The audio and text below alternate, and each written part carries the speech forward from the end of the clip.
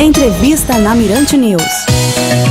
Bom, eu recebo aqui no estúdio da Mirante News FM 104,1, estúdio Deni Cabral, o promotor de justiça Fernando Berniz, que é um dos integrantes do GAECO aqui no estado do Maranhão, e vai conversar com a gente sobre a atuação do GAECO, né, aqui no estado, nas últimas operações, e principalmente essa que chamou a atenção, inclusive, nacionalmente, a operação que foi desencadeada lá em Turilândia. Promotor de Manada, bom dia, obrigado pela gentileza de estar aqui para conversar com a gente. Bom dia, Jorge, bom dia a todos os espectadores da Rádio Mirante News FM.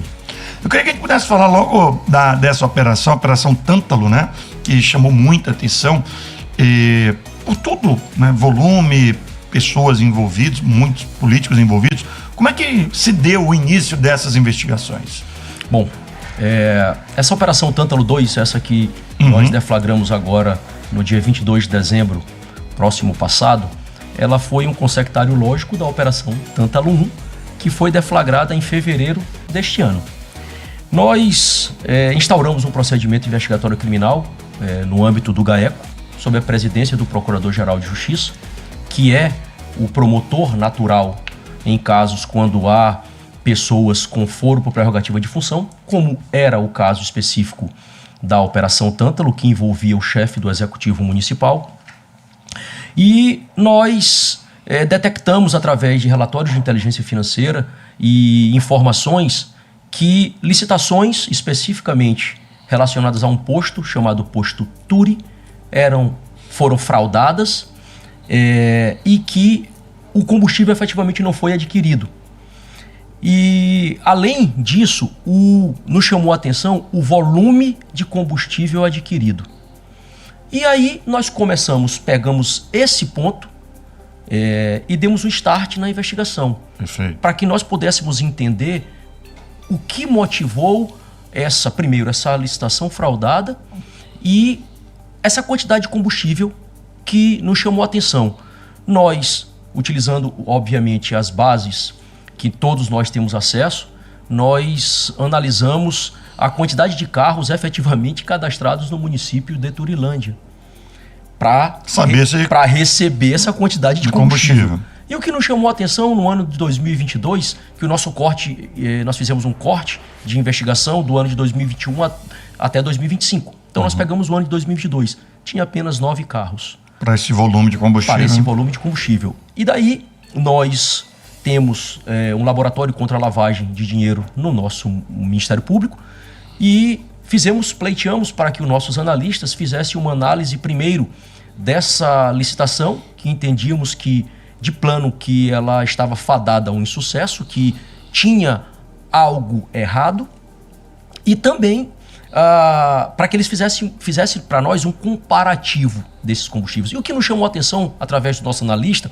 foi que ele disse, e colocou no relatório: doutor, para 9 carros, ele pegou apenas dias úteis do ano de 2022, que dava mais ou menos 260 dias úteis, dos 365 dias. Esses carros teriam que rodar ininterruptamente, nesses dias inteiros, como se fosse São Luís, Turilândia, Jericoacoara, indo e voltando. Bom, aquilo nos chamou a atenção. Tem algo que não está... Como diria, tem algo de podre no reino da Dinamarca. Quem foi da época do Collor, isso ficou estampado numa revista de nível nacional. E daí nós começamos a analisar também o relatório de inteligência financeira que foi compartilhado pelo COAF conosco. E daí nós começamos a entender como funcionava essa engrenagem. Com base também nessa análise prévia do relatório de inteligência financeira, nós, a fim de aprofundar mais como funcionava esse modus operandi, nós também protocolizamos medidas cautelares, dentre elas a quebra de sigilo bancário e fiscal de algumas pessoas. E quando chegou a resposta, nós conseguimos entender um pouco mais acerca do modus operandi dessa organização. Nós já tínhamos a certeza que havia uma organização criminosa, lavagem de capitais, esses crimes, fraude em licitação, falsificação de documento público, que notas fiscais eram emitidas, peculato. Daí com base nisso, nós deflagramos a primeira fase da operação em fevereiro. Angariamos uma grande quantidade de materiais, de provas, bem como provas que foram redundantes e foram cruciais para que a gente pudesse inserir outras pessoas. Quando nós recebemos todo esse material, o grupo inteiro, eu quero deixar claro que essa operação ela só teve o mérito, o resultado final, porque nós temos um grupo coeso, o Ministério Público, além do GAECO, nós temos outros núcleos, que é a CAEI, por exemplo, a Briosa Polícia Militar e a Polícia Civil, que trabalham em conjunto conosco. Há uma conjugação de esforços. Quando nós recebemos esses materiais e o resultado dessas cautelares, nós conseguimos ver como de fato funcionava a engrenagem dessa organização. Aí, o senhor pode perceber que já estava incerto o chefe do Poder Executivo, porque todo o comando parte dele. Não há nada que fosse feito no município, em qualquer área, sem anuência e a ordem expressa e direta dele. Para isso, é óbvio que ele utilizava-se do contador, que era o controlador geral do município. É quem detinha o poder de movimentação de contas, de retirada de dinheiro. Primeira fase, o posto Turi apenas. Quando a gente recebe o material e aprofunda um pouco mais a investigação, a gente consegue abrir os horizontes e ver que outras empresas foram criadas para o fim de participar de licitações já com as, como se diz, abre aspas, cartas marcadas, e 2 empresas específicas eram do prefeito municipal. Claro que não estavam no nome dele, mas ele detinha o comando, ele tinha o cartão de movimentação, ele dizia para onde cada real deveria ser mandado, o que deveria ser pago, como por exemplo...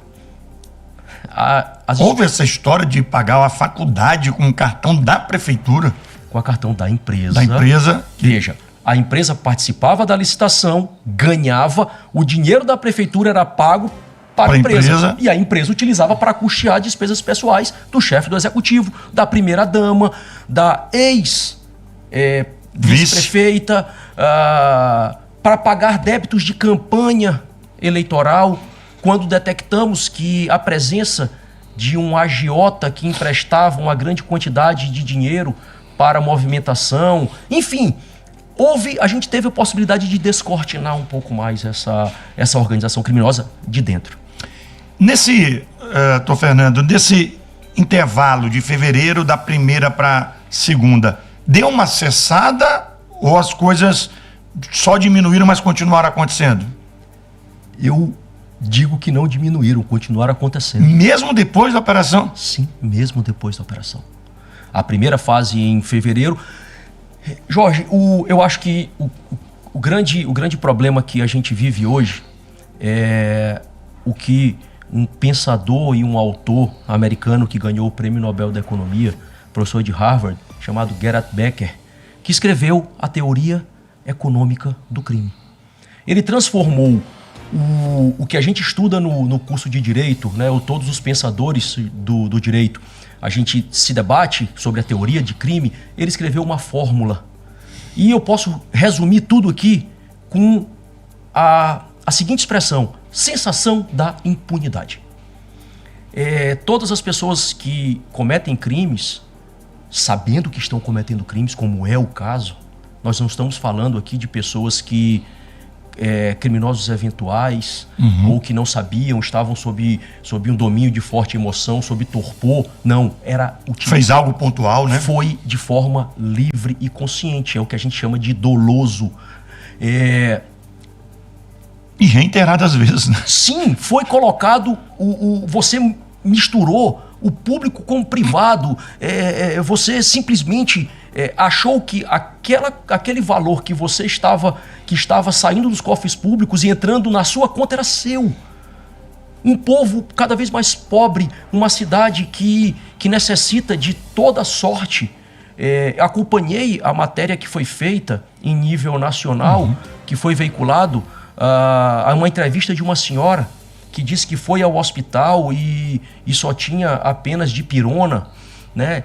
Isso é muito triste para todos nós que passamos a nossa vida pelo interior do estado, até chegar na capital. Todos os promotores, a gente começa nas cidades menores até chegar nas cidades maiores. Então, assim, você vê a cidade cheia de buraco, saneamento básico faltando, educação deficitária. 56 milhões para uma capital é dinheiro. Você imagina para uma cidade do tamanho de Turilândia, né? E, Jorge, o que me chamou a atenção foi que 95% das licitações eram fraudadas. 95%? Isso que eu estou falando não é o que eu acho. Foi o que a pregoeira falou em mensagem para o chefe do Poder Executivo. Então, assim, é no mínimo aviltante. Você colocou que, se era verdade que parte desse dinheiro foi utilizado para pagamento da Faculdade de Medicina, sim, tanto da atual primeira-dama quanto da ex-vice-prefeita. A ex-vice-prefeita, a senhora Janaína, com seu esposo, o senhor Marlon Serrão, ela fazia ou faz faculdade de medicina na cidade de São Paulo. E os áudios que foram divulgados denota ela pedindo, através de uma quantia que era retida para a emissão de notas fiscais fraudulentas pelo posto Turi, a qual ela era proprietária de direito, tá? Dizendo, olha, já nós negociamos aqui quase em torno de 1.200.000, 1.400.000. O imposto tem que ser retido, mas minha faculdade está atrasada. Eu tenho um acordo com o Paulo para ajudar a pagar minha faculdade. Ele chamava a propina de imposto.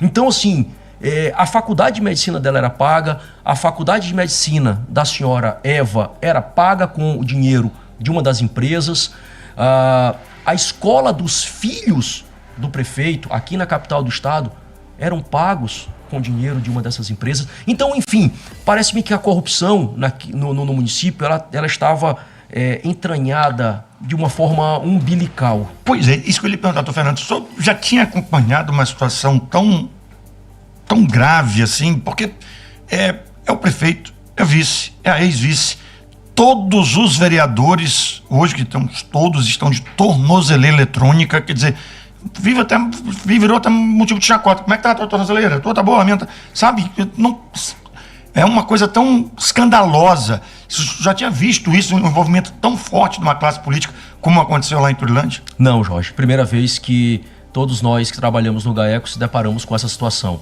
É claro que nós já trabalhamos em diversas operações, seja também quando estávamos à frente das nossas promotorias, todos os 9 colegas do GAECO, nós somos 9, nós temos 3 núcleos. O núcleo de São Luís composto por 3, o núcleo de Timon composto por mais 3 e de Imperatriz por mais 3. Valorosíssimos colegas, diga-se de passagem. Colegas abnegados, que eu tenho a honra e o privilégio de estar ombreado com eles. E tudo isso, obviamente, com o nosso coordenador, Dr. Luiz Muniz, que bem gere, é o maestro dessa orquestra, e o maestro Mor, o nosso procurador-geral, que não nos deixa faltar instrumentos para trabalhar. O Ministério Público sempre procura trabalhar dentro, obviamente, da legalidade, de forma correta, de forma retilínea. Mas nós nunca tínhamos visto de uma forma tão escancarada, porque, às vezes, há uma tentativa vã de maquiar o errado. Só que, como a gente costuma falar, todo crime deixa rastro. E a gente consegue encontrar as pontas soltas, os fios soltos e o rastro. Muitas das vezes a gente faz o caminho inverso. Nós já chegamos lá e a gente volta para cá. Mas, respondendo o seu questionamento, de forma tão escancarada, não. Agora, doutor Fernando, muita gente... os primeiros depoimentos eram para ter sido iniciados ontem, não foram, né? Não foram, porque alguns advogados, né, de alguns investigados nos procuraram, alegando que não tiveram acesso aos autos do processo, nem bem como ao procedimento investigatório criminal que está sobre a nossa presidência. Só que esses argumentos foram utilizados e eu rebati da seguinte forma, eu e os colegas. O sigilo foi levantado desde o dia 22, desde o dia da operação. Mas, em tese, os senhores deveriam ter procurado o Ministério Público desde o dia 22. O sigilo já estava levantado. Mas entendemos por bem, para evitar qualquer tipo de utilização, de violação. Não dizer que o Ministério está atrapalhando. Só para o senhor ter uma ideia, o Ministério Público estava, o grupo, o GAECO estava todo lá ontem, em pleno recesso. Na verdade, nós não temos recesso. É como a gente brinca e fala na polícia, 24/7. Nós estamos trabalhando o tempo todo. Mas como foi um pedido da defesa, eles não podem depois alegar que o Ministério Público, né? O Estado deu causa para o adiamento. Não. Foi um pedido que os advogados fizeram e nós redesignamos os depoimentos para os dias 5, 6, 7 e 8 de janeiro. Diante dessa situação, Fernando, uma dúvida ficou para muita gente. Eu estou conversando com o promotor de justiça, Fernando Berniz, que é um dos integrantes do GAECO. Fernando, prefeito preso, vice presa, 12, são 12 ou 11, né? 11. 11 vereadores presos. Quem comanda a cidade? Como é que ficou essa decisão?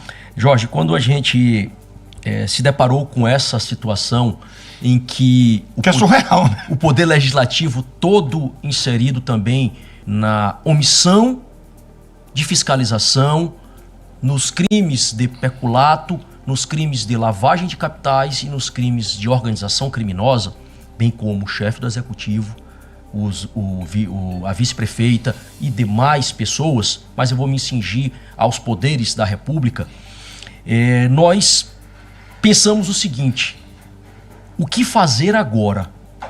Nós vamos inviabilizar o município, porque a prisão preventiva de todos foi decretada, tá?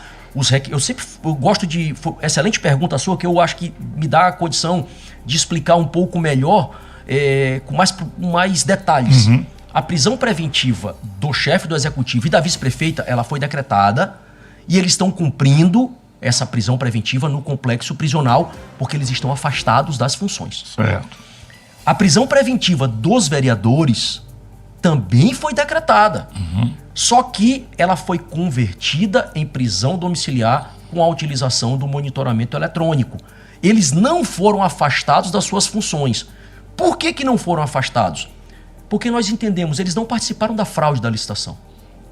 Eles não têm as empresas, eles não são donos, eles não manuseiam o cartão das empresas. Eles receberam sim dinheiro, né, relacionados a essas empresas, do próprio prefeito. Tinham consciência? Tinham consciência, todos tinham consciência, né? Até porque era pago para eles diretamente ou para interpostas pessoas que eles determinavam, mulheres, filhos, parentes, amigos.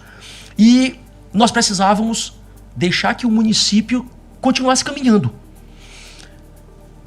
E aí nós pensamos, e requeremos isso ao Tribunal de Justiça, que a desembargadora Graça Amorim, que, diga-se de passagem, uma mulher corajosa, que a decisão dela, a nosso sentir, foi irretorquível. Todos já tiveram acesso, certamente o senhor também deve ter tido, enfim, foi publicizada. Ela conseguiu abordar, individualizar a conduta e fundamentar todos os pontos que o Ministério Público requereu.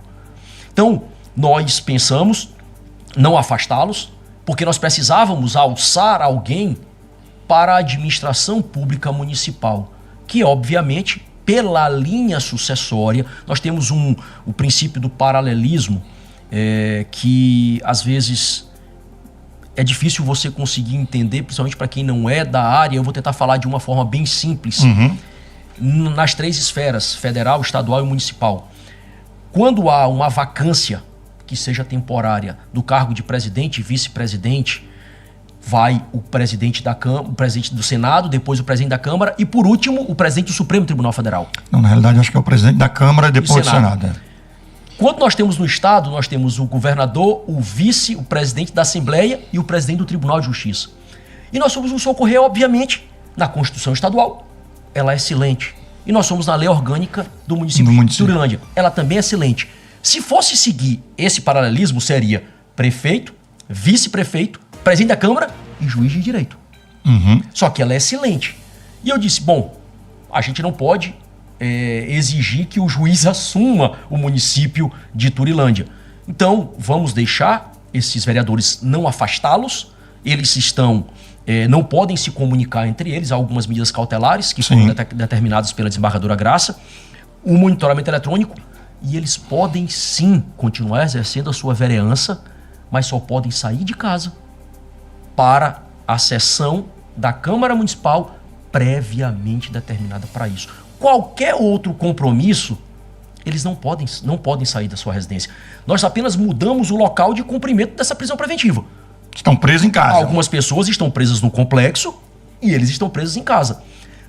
Me perguntaram ontem, para que o presidente da Câmara, que hoje está respondendo interinamente pelo comando do município de Turilândia, possa ir até a prefeitura para despachar, para fazer qualquer coisa, ele precisa da autorização do Poder Judiciário.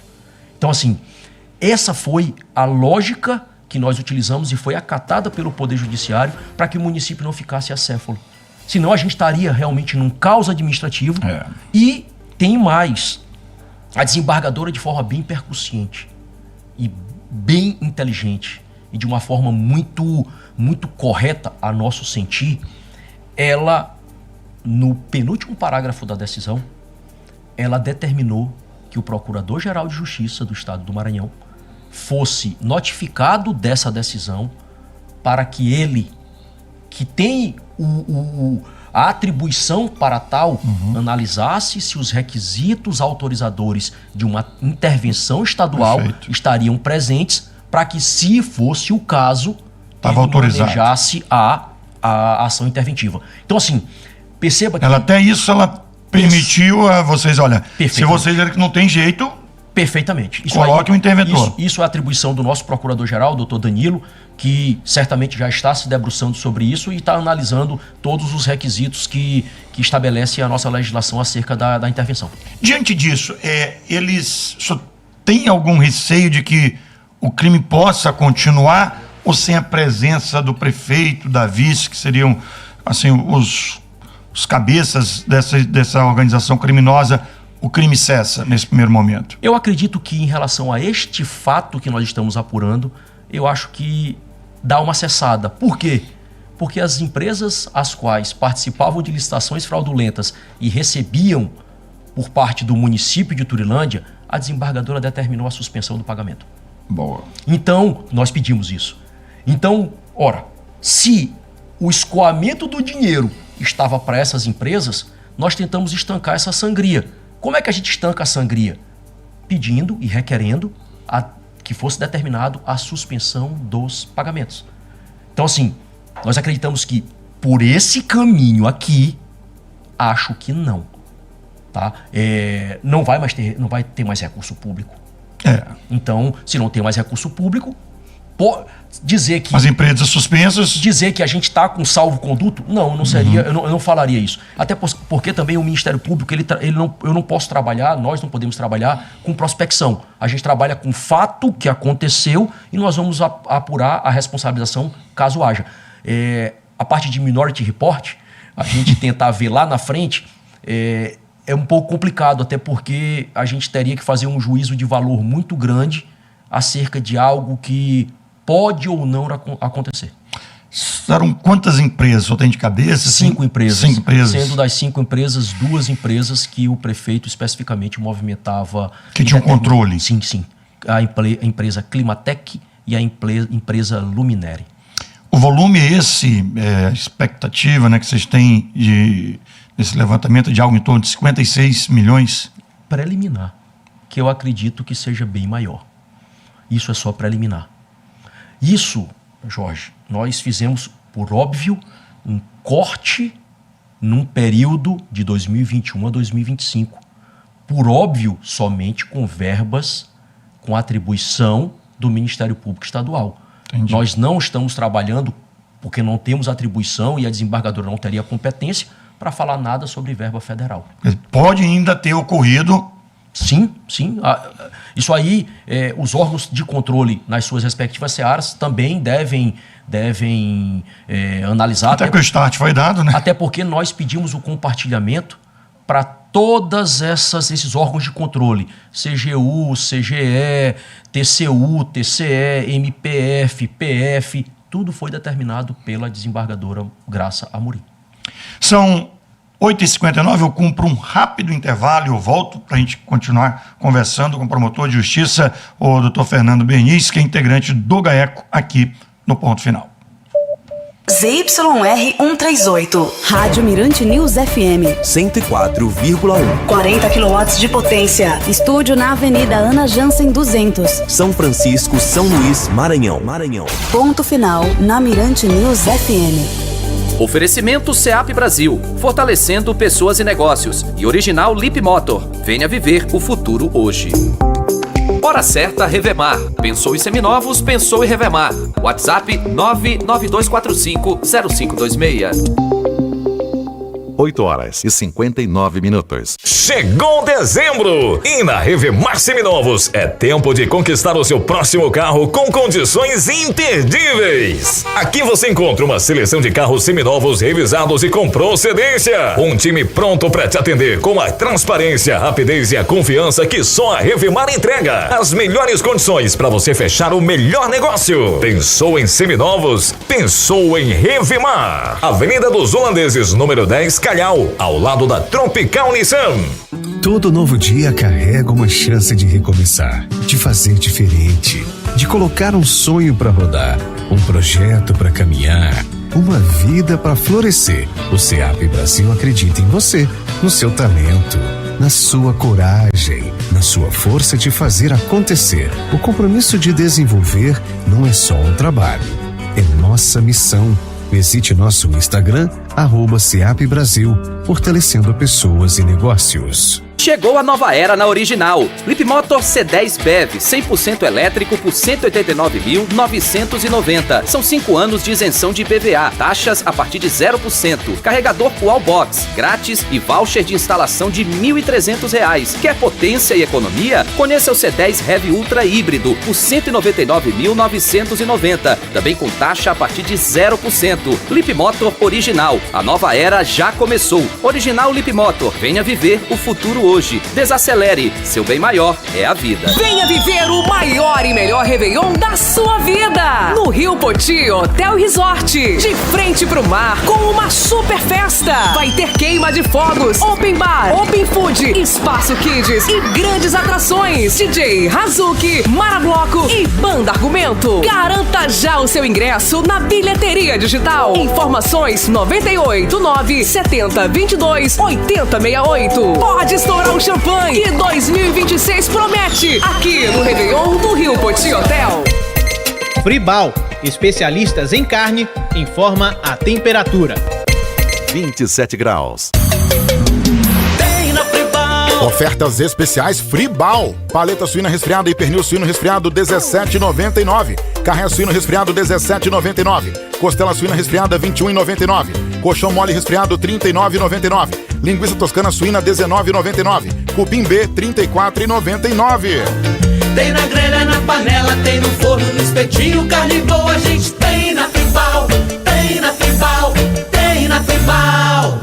9h02. Deixa eu contar para vocês. Rapaz, eu achei que o SEAP Brasil era só empréstimo para micro e pequenos empreendedores. Mas não, eles ajudam a planejar o negócio, organizar as contas e entender melhor como investir. E sabe o que acontece? Quem escolhe ter o SEAP Brasil como aliado em seu negócio, começa a atender mais clientes e com muito mais segurança. E é isso, viu? SEAP Brasil é parceiro de quem quer crescer de verdade. É mais que crédito, é apoio, orientação e desenvolvimento. É para fortalecer pessoas e negócios, como eles dizem, e de fato fazem acontecer. O que é notícia, você ouve na Mirante News FM. Acesse o nosso portal mirantenews.com. Baixe nosso aplicativo gratuito, Mirante News FM. Disponível para smartphones e também Android e iOS. Jorge Aragão. 9h03. Sigo entrevistando o Dr. Fernando Berniz, promotor de justiça e um dos integrantes do GAECO. Doutor Fernando, ainda nessa questão da operação de Turilândia, possibilidade de devolução de recursos, como é que fica? E se existe isso, de fato, isso pode acontecer ou não tem como? Jorge, essa talvez seja o principal desafio que os órgãos de controle, e aí se insere o Ministério Público, têm. O nosso intuito é o ressarcimento do erário público de tudo que foi desviado. A gente sabe que, muitas das vezes, quem comete esse tipo de crime, especificamente o crime de lavagem de capitais, escamoteia o patrimônio, não coloca o patrimônio em seu nome, o patrimônio auferido, claro, ilicitamente. Mas a gente acredita que sim, nós estamos... O que no crime de lavagem de capitais é o follow the money, nós estamos seguindo o rastro do dinheiro, né? E para isso a gente precisa sim ter essa cautela e esse olhar um pouco mais clínico e cirúrgico que de fato nós estamos tendo em relação a essas pessoas investigadas. Eu posso dizer até que provavelmente existirão mais pessoas que integrarão essa organização criminosa. E nós estamos sim, acreditamos que uma boa parte, não sei se a totalidade, mas nós iremos trabalhar sim para trazer de volta para o povo de Turilândia todo o dinheiro que foi desviado. Por que eu falo que foi desviado? Porque o serviço não foi prestado.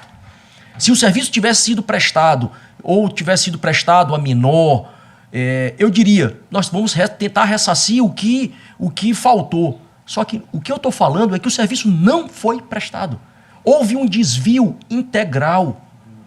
Era só retirado um percentual para pagamento dos impostos. Não é um imposto propina, é um imposto de notas. Isso é uma coisa lógica. Claro. Talvez a população vai dizer assim, mas por que eles faziam isso? Porque eles precisavam de certidão negativa para poder participar da licitação. Porque seria um erro formal. Eu preciso de uma certidão negativa do INSS, eu preciso de uma certidão negativa no âmbito estadual e municipal. Para isso eu preciso estar com meus impostos do CNPJ em dia. Então, mas o restante era tudo desviado. Foram utilizados para pagamentos de mero deleite do chefe do executivo, diversas compras que foram feitas para utilização do seu critério pessoal. Enfim, há uma confusão muito grande realmente do patrimônio público e privado. Doutor Fernando Bernini, muita gente está perguntando como é que atua o GAECO, como é que funciona o GAECO. Explica um pouquinho para a gente. Bom, o GAECO ele foi criado em nível nacional em 2002, após a morte do colega Francisco Lins, no estado de Minas Gerais. Ele foi morto naquela ocasião porque estava investigando um cartel de máfia de combustíveis na cidade de Betim, se não me falha a memória. E a atuação dele foi muito forte e ele foi assassinado na cidade de Belo Horizonte. Nessa época, os ministérios públicos pensaram uma certa união, uma conjugação de esforços e foi criado o GECOC. Começou nessa nomenclatura. Com o passar do tempo, buscou-se uma especialização um pouco maior que redundou na criação do GAECO, que é o Grupo de Atuação Especial de Combate às Organizações Criminosas. A gente atua quando há, obviamente, a presença de organização criminosa, aquela definida na Lei 12.850. O GAECO, no Maranhão, ele é tanto um órgão de execução quanto um órgão de apoio. O que quer dizer isso? O órgão de execução, a gente instaura os PICs de atribuição, por exemplo, do Procurador-Geral de Justiça, que é o promotor natural para isso. O procurador nos delega as suas atribuições para que a gente possa tocar uma investigação.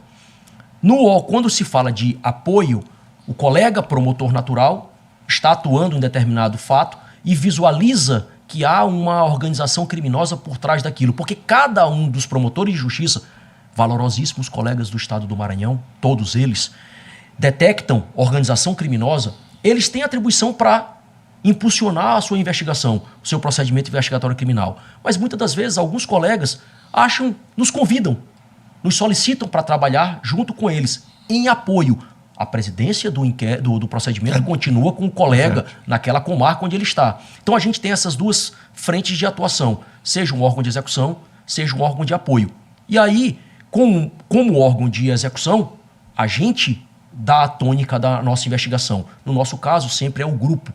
Nós não atuamos de forma individual. Toda decisão é uma decisão de forma colegiada, até porque precisa da anuência do Procurador-Geral de Justiça, que é o promotor natural. No tocante ao apoio, é o colega que vai impulsionando e a gente assina, a gente trabalha, a gente investiga em conjunto com eles. E essas investigações, que muita gente pode estar ouvindo a gente, dizer, por que chegou em Turilândia, de repente tem a sensação de que é o meu município também, eu não vejo nada aqui, o dinheiro eu vejo só sair pelo ralo da corrupção, e não chegou nesse município ainda. Como é que isso ocorre, essas denúncias? A gente tem vários canais no Ministério Público, né, quase todas as cidades, né, ou nós temos promotorias de justiça ou elas são termos judiciários. Então, a sugestão que eu dou é procure o Ministério Público das suas respectivas cidades, levem as informações. Muitas pessoas dizem, doutor, eu não vou denunciar porque eu tenho receio. Correto, a gente sabe como é que a coisa, como é que de fato funciona. Mas nós temos o canal da ouvidoria. A ouvidoria aqui na Procuradoria Geral, ela recebe as denúncias e de forma anônima, você não precisa se identificar, e a depender do fato, para qual atribuição a ouvidoria encaminha para os colegas, a ouvidoria encaminha para o GAECO, a ouvidoria encaminha para o Procurador-Geral. Então, assim, procure o Ministério Público. De fato, o Ministério ele é público. O Ministério Público está de portas abertas. Claro que nem tudo que chega tem viabilidade. Isso é uma coisa lógica. Claro. Mas a gente tem que ter o processamento também tem a questão de denúncia por questão política, né? Sim, normal. Mas a gente vai receber o fato, dar o tratamento que ele merece e tirar a nossa conclusão. Dizer, olha, isso aqui tem fundamento ou isso aqui não tem fundamento. Mas, de qualquer forma, chegou ao Ministério Público, a gente instaurou um procedimento através do nosso SEI, do nosso SIMP, enfim, tudo isso é documentado e o Ministério Público, às vezes, de fato, nós não temos conhecimento de tudo. Se não chegar até nós, a gente realmente não tem como ser cobrado, né? A demanda é muito grande. Estado grande, os colegas trabalham, todos eles trabalham muito, Jorge, muito, em várias frentes.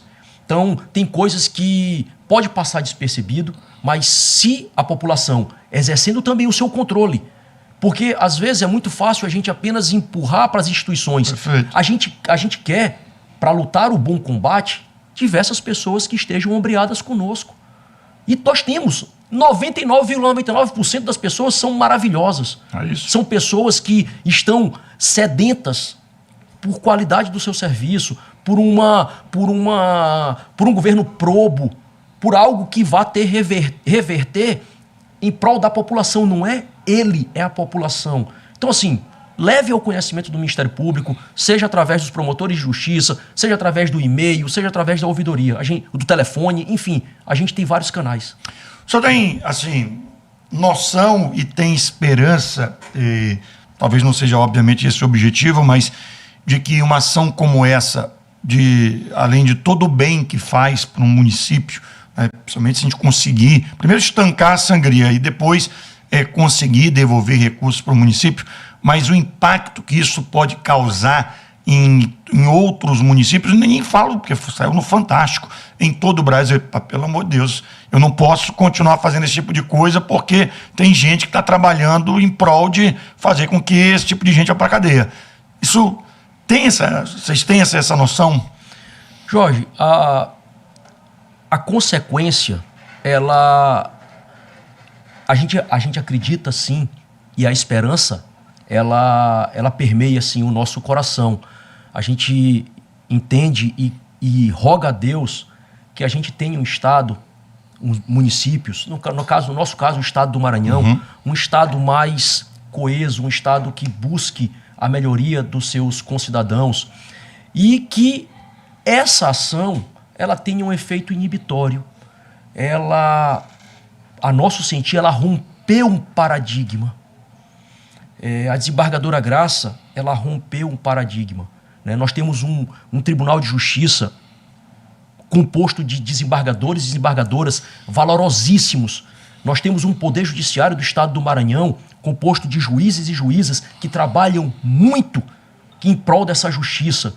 Mas, assim, a desembargadora Graça, com essa decisão, ela rompeu, ela quebrou um paradigma. Então, a gente acredita que daqui para frente a visão de quem está cometendo atos ilícitos, seja administrativos, civis ou criminais, ele vai ter pelo menos preocupação. A gente acredita assim, nisso sim. Agora, no sentido inverso, ele fala porque, obviamente, a minha função é outra, mas, de uma certa forma, a gente também tenta colaborar e tenta ajudar. E, às vezes, eu me sinto decepcionado, desencantado, e em algum momento já passa pela cabeça, vale a pena e tal, porque já tivemos algumas situações de que decisões judiciais vão ao encontro do que a gente entende que é correto, aí você apresentou tudo, apresentou prova, como se costuma dizer, tem o batom na cueca, mas alguém entendeu de limpar e dizer que não era aquele batom, e pior, quando volta para, e a gente já viu isso algumas vezes, infelizmente, volta para a cidade, ainda faz uma festa com a população toda recebendo o cidadão de braços abertos como fosse o salvador da pátria. Isso, de alguma maneira, incomoda ou deixa de... diminui o ímpeto de continuar trabalhando? Em hipótese nenhuma, Jorge. Como diria Fernando Pessoa, tudo vale a pena quando a alma não é pequena. Eu acho que a função, a acepção de ser promotor de justiça é uma luta incessante pela promoção da justiça. Nós somos parte. Nós somos brigadores, nós estamos lá lutando, nós somos da infantaria.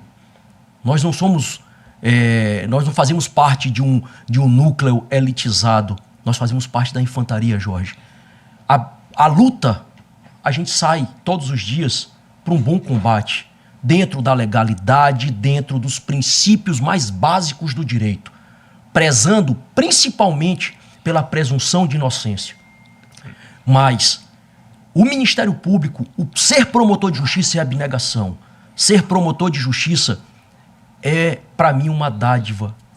Para mim, e para os meus colegas, eu posso falar por eles do GAECO, não tem tempo, não tem hora. A gente está aqui para trabalhar em prol dessa sociedade, sim. A consequência, a gente analisa à luz do direito. Aconteceu, nós vamos utilizar os meios legais e respeitando, claro, entendimentos contrários. Respeita-se, nós vivemos uma democracia. Claro. Nós vivemos uma dialética de Aristóteles. Há uma tese, há uma antítese. Isso faz parte da regra do jogo, desde que o mundo é mundo. Nós vamos buscar na Roma Antiga, na Grécia, isso aqui quando surgiu a política. Então nós vamos trazer essas discussões, nós vamos trazer Platão, nós vamos trazer Aristóteles, nós vamos trazer Cícero. Então, para se falar disso, eu digo, a luta ela é grande. Desde que a gente consiga, Jorge, voltar para nossas casas e dizer, eu combati o bom combate, eu fiz o que eu poderia ter feito, pautado na seriedade e principalmente na legalidade, eu acho que vale muito a pena, sim. Aquilo que a gente até conversava aqui em office, me dizia, né, de como foi, assim, o período, foi um período que é um período natalino, de recesso para vocês, recesso que nem existe, e vocês poderiam estar em casa, com família, e tiveram que fazer essa operação lá em Turilândia. Então, essa é a sensação, né, fazer a parte bem feita e aí cada um fazer a sua parte, né? Perfeitamente. É compartimentado. Cada um faz a sua parte. O Ministério Público fez, o Tribunal de Justiça, através da desembargadora Graça, está fazendo, a defesa vai fazer, e claro que tem que fazer. Isso aqui é o peso e o contrapeso. A gente precisa sim, porque senão fica uma verdade absoluta. Não, a defesa tem todo o direito de contestar o que ela quiser, isso faz parte da regra do jogo. Existe um princípio chamado princípio da regra do jogo, que as regras estão previamente delineadas, previamente já estipuladas. Dentre elas, os princípios constitucionais, que são normas imutáveis, que é a célula máter da nossa sociedade, que é a Constituição. Princípio da ampla defesa, princípio do contraditório e o princípio do devido processo legal.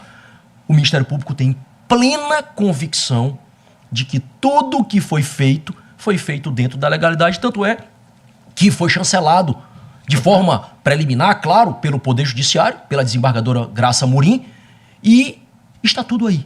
Todos os documentos, todos os áudios estão no processo. E a gente entende que agora começa a segunda fase, que são as oitivas, para a formulação da opinião delicti, que é a opinião sobre o delito que o Ministério Público tem que fazer, para, entendendo se for o caso ou não, propor a denúncia, propor outras medidas que o Ministério Público entender que são cabíveis. Pelo menos uns 2 ou 3 ouvintes aqui fazem uma pergunta nesse mesmo sentido. Eu vou resumir, tá, gente? E como é que é feito essa preocupação que você falou ainda há pouco, que tem o Poder Judiciário, tem Polícia Civil, tem Polícia Militar, tem o Ministério Público, uma operação desse volume. Como é que é feito o cuidado para que isso não acabe vazando para uma das partes? Talvez na organização da operação isso aí é o mais complicado. Mas a gente tem a fidúcia, a confiança nas instituições. São instituições as quais nós trabalhamos já há algum tempo. A Polícia Militar, a Polícia Civil. Eu fui delegado de polícia, Jorge, no ano de 2003. Então, conheço vários amigos, o próprio secretário de Segurança, vários delegados que trabalham diretamente conosco. A Polícia Militar, nem se fala também o próprio comandante, quanto os comandantes dos batalhões e das forças especiais. Então, assim, o que a gente trabalha nessa organização é com a confiança. A gente já sabe quais policiais, quais comandantes procurar, e aí a gente senta, isso através do nosso coordenador, é ele que está à frente sempre dessa organização, da montagem da operação, e faz esse, que é o network, que faz esse contato, e graças a Deus até agora nós não tivemos nenhum, e tenho certeza que não vamos ter, pela qualidade dos profissionais que trabalham conosco, nenhum tipo de sabor nesse sentido. Então, Fernando Bernice, só para a gente concluir, não dizer que só falamos dessa operação, mas é porque essa chamou a atenção, inclusive, do Brasil inteiro. Mas, recentemente, também tivemos outras operações do GAECO. O que você poderia citar para a gente? Bom, nós temos, como eu disse, a gente atua em várias frentes, né? Eu posso citar as operações que a gente fez na cidade de Itimum, especificamente contra a facção criminosa, Bonde dos 40. Timon é uma cidade que eu tenho um apreço muito grande, porque eu fui promotor lá por quase 12 anos. Lá em Timon? Lá em Timon. Então, atuei na 2ª Promotoria Criminal e consegui ver... Aí lá também tem um núcleo do GAECO? Também tem, composto por 3 colegas também. E lá eu pude ver, de fato, como as facções criminosas atuam no estado do Maranhão.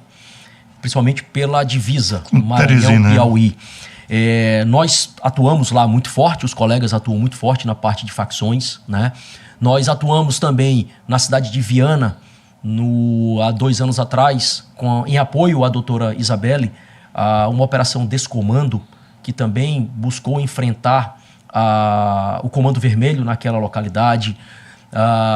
É claro que o que dá mais tônica, que aparece mais, é o combate à organização voltada à dilapidação de patrimônio público. Perfeito. Então nós já tivemos diversas operações ao longo desses... Nós estamos há 5 anos e meio, mais ou menos, no GAECO. Já tivemos um número razoável de operações que o senhor não queria ter tido, né? Diga-se passagem. Exatamente. A gente não quer que aconteça, né? Para que se não tem desvio de recurso público, não tem operação, ou seja, a coisa está boa. Quando tem, é porque está errado. Exatamente. E a gente, como eu sempre digo, o Ministério Público está sempre vigilante, Jorge. A gente tem olhos, a gente não dorme. A gente está aqui atento a qualquer tipo de movimentação espúria em que a gente pode atuar. Então, como eu disse, ser promotor de justiça é isso. É um sacerdócio. É você realmente vestir a camisa e escrever no seu peito a sigla MP. Isso me dá orgulho. Eu tenho orgulho de fazer parte do Ministério Público do Estado do Maranhão, Jorge. Foi até uma decisão sua, agora vamos falar da sua vida pessoal rapidinho, sair de delegado para promotoria, para o Ministério Público? Na verdade, parece aquela frase de Martin Luther King Jr., né? I have a dream. Eu tinha um sonho, né? E eu comecei a minha vida...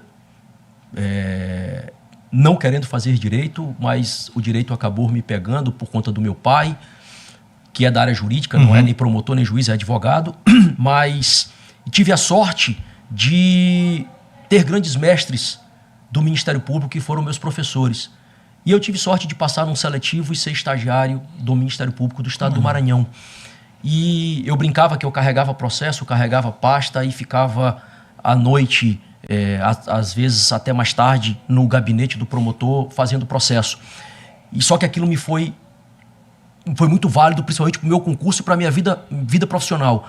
E quando eu detectei o que era o Ministério Público, o que era ser promotor, eu disse, à época para o promotor, eu disse, doutor, eu quero ser isso aí. Eu quero fazer esse negócio aqui. E aí eu comecei a me aprofundar um pouco mais do que era ser promotor, o que fazia um promotor. E eu tive sorte, abri o concurso da polícia, passei no concurso da polícia, logo em seguida, no ano seguinte, teve o concurso do Ministério Público do Estado do Piauí, eu fiz também, logrei êxito, e menos de um ano depois, abri o concurso do Ministério Público do Maranhão. Eu também vim para cá, prestei concurso, estou aqui há quase 22 anos, e digo, eu sou maranhense, e eu sou muito feliz na casa onde eu estou. Eu não me vejo fazendo outra coisa, Jorge.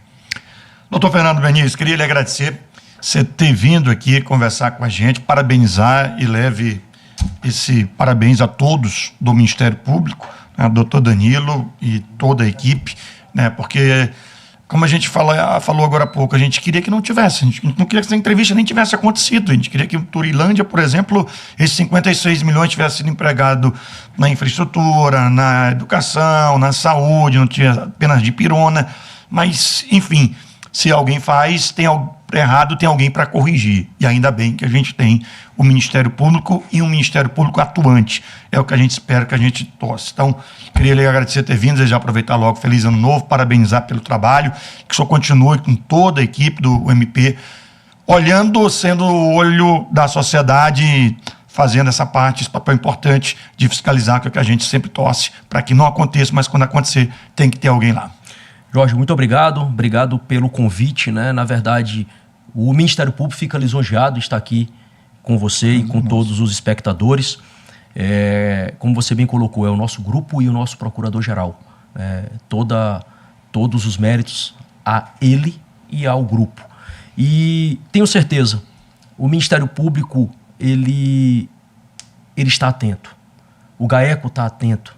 A gente trabalha muito. E como dizia, e como diz, na verdade, ele ainda está vivo, um professor que eu tive, que para mim é o expoente do Ministério Público brasileiro, o professor Hugo Nigro Mazzilli, procurador de justiça aposentado de São Paulo.